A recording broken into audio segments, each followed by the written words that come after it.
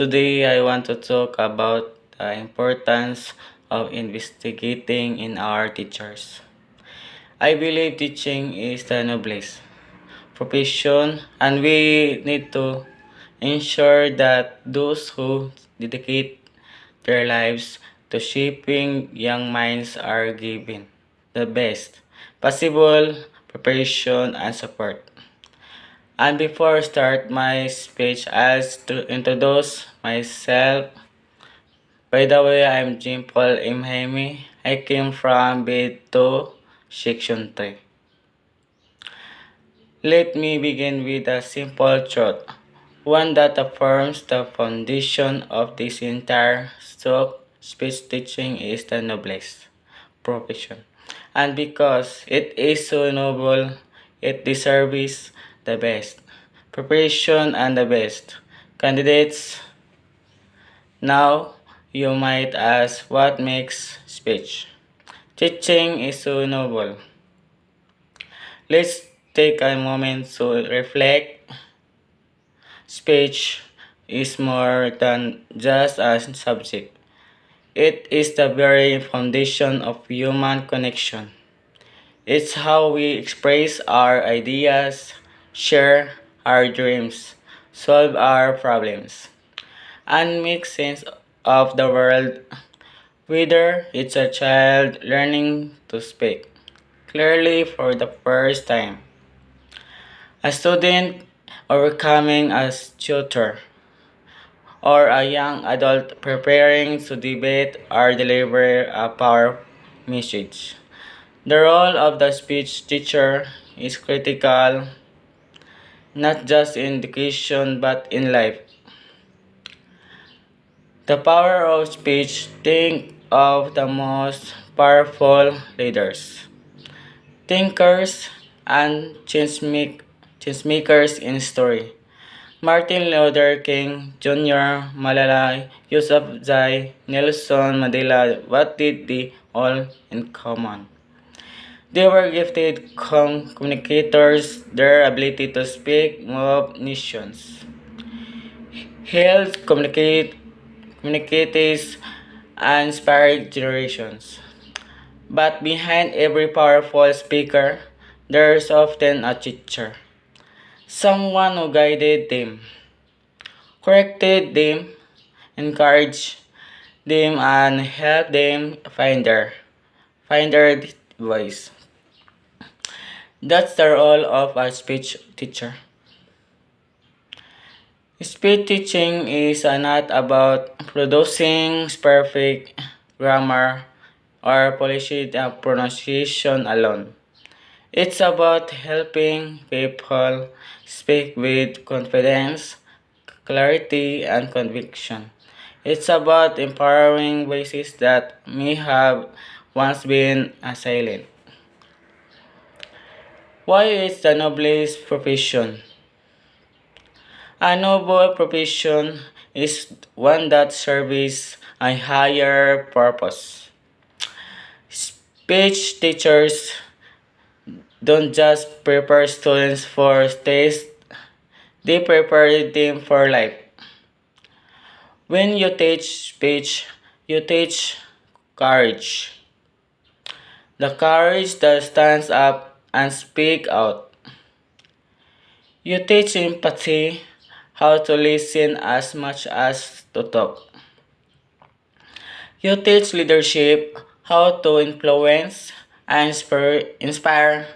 You shape how people present themselves, how they connect with others, and even how they view themselves. That's why it's noble, because its impact is deep, personal, and lifelong. The need of database preparation. Now, if speech teaching is this important, shouldn't we prepare our teachers the best way possible? Absolutely, we can expect future speech educators to celebrate a profession that shapes minds, builds futures, and inspires generations. The noble profession of teaching, it is calling, not merely a job. A vocation demanding dedication, passion, and an unwearying commitment to nurturing young minds. And because it is so vital, so fundamental to the progress of our society. It deserves the very best preparation and the very best candidates. For centuries, teachers have stood as beacons of the knowledge, guiding students through uncharted intellectual territories. They are the architects of tomorrow, shaping the leaders, innovators, and thinkers who will drive progress and build a better world. Their influence extends far beyond the classroom walls. It resonates through families, communities, and ultimately the nation. The responsibility instructed to educators is immense. They are not simply imparting facts and figures. They are cultivating critical thinking, fostering creativity, and igniting a lifelong love of learning. They are mentors, models, and champions of their students' potential. They see the spark within each child and fan the flames of curiosity and ambition. A teacher is the one who lights the lamp of knowledge in every mind. They are the silent architects behind every successful person. Teaching is not just about standing in front of classroom and speaking. It is about the touching lives, inspiring change, and modeling. Character, this is what makes teaching the noblest profession. It carries with it a living of influence that no other job can match. A good teacher can shape not only a student's career but also their personality, their behavior, and their dreams. Yet, despite its importance, teaching is often undervalued and overlooked. Many people do not realize how much effort, patience, and love goes into educating others, and this needs to change. If we agree that teaching is noble, then we must also agree that it deserves the highest level of preparation. Think about it. Would you trust a doctor who never went to medical school? Or an engineer who never studied math or science? No? Then why should we settle for teachers who are not properly trained or prepared? Teachers must be equipped with a wide range of skills. They must know how to explain complex ideas in simple ways. They must learn how to manage different kinds of students, how to adapt to changing times, and how to use technology in the classroom. They must also understand human psychology, development, and communication strategies. That's why teachers' education and training are so important. But even the best training cannot make up for the lack of passion.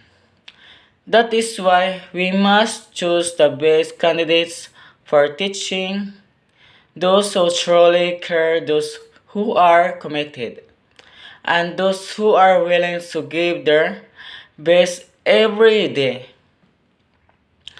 A teacher who loves their job creates a classroom full of energy, curiosity, and excitement.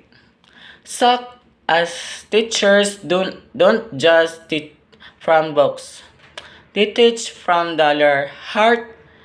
They become mentors, guides, and role models. They make students feel seen, heard, and valued. And it's not an easy job. Teachers face many challenges, large classes, limited resources, emotional stress, and high expectations. But despite all this, they continue to show up, to give, and to believe in their students. That's what makes their work so noble. Therefore, teaching should never be seen a backup, career, or second choice. It should be a first choice for the best minds and the biggest hearts. We need to encourage more talented individuals to enter the teaching profession. And we need to respect and support those who are already there. When we prepared our teachers well, we prepare our future well. When we select the best candidates, we ensure the best education for our children. And when we treat teaching as the noble profession is it truly is. We honor the role that shapes our every other role in society. But to fulfill this crucial role effectively, teachers need the best possible preparation. This means rigorous teaching, ongoing professional development, and access to the latest pedagogical techniques and resources. We must invest in our teachers, providing them with the tools and support they need to excel. This also means extracting the best and brightness to the profession teaching. Demands intelligence, empathy, patience, and deep-seated commitment to the service. We need to make teaching career that is both rewarding and respected. One that attracts individuals who are passionate about making a difference. This requires competitive salaries, comprehensive benefits, and opportunity for advancement and growth. Let us therefore commit ourselves to elevating the status of teaching. Let us champion policies that support teachers, invest in their development, and ensure that the profession attracts the most talented and dedicated individuals. Let us recognize that the future of our nation rests in the hands of our educators, and let us provide them with the resources and respect them so richly deserve. For in nurturing the minds of our youth, we are nurturing the future itself. Thank you and God bless.